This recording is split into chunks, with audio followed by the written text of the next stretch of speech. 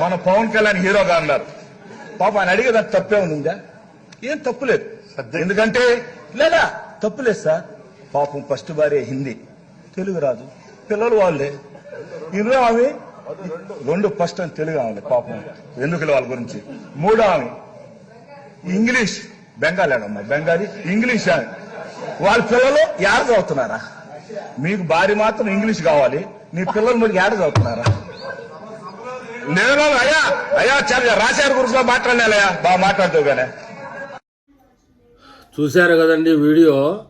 బియ్యపు మధుసూదన్ కాళహస్తి మాజీ ఎమ్మెల్యే జగన్మోహన్ రెడ్డిని సైకో అనడానికి ఈయనే కారణం అండి. మెయిన్ మొట్టమొదటిసారిగా అసెంబ్లీకి సంబంధించి ప్రజలు దానికి సంబంధించి కాకుండా ఏంటంటే పిచ్చి పిచ్చి కామెడీలు, ఆ బాడీ లాంగ్వేజు అంతా పెట్టి ఆ పక్కన జగన్మోహన్ రెడ్డి నవ్వుతూ ఉంటే ఆ కెమెరా తీసుకెళ్ళి జగన్మోహన్ రెడ్డి నవ్వును చూపించడం, ఇలా చేయడం వల్లనే జగన్మోహన్ రెడ్డి సైకో అనాల్సి వచ్చింది. ఎవరినో సభలో లేని వాళ్ళని తిడుతూ ఉంటే అసలు పార్లమెంటు పద్ధతి ప్రకారం సభలో లేని వాళ్ళ గురించి మాట్లాడకూడదు.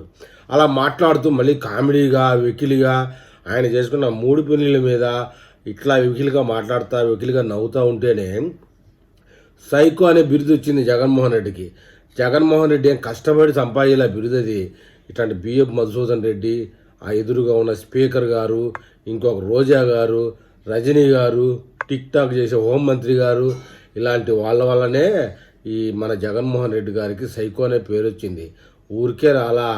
జగన్మోహన్ రెడ్డి గారు ఏమీ కష్టపడకుండానే పక్క మంత్రులు, ఎమ్మెల్యేలు చాలా కష్టపడి జగన్మోహన్ రెడ్డి గారికి సైకో అనేటటువంటి బిరుదుని ప్రదానం చేశారు.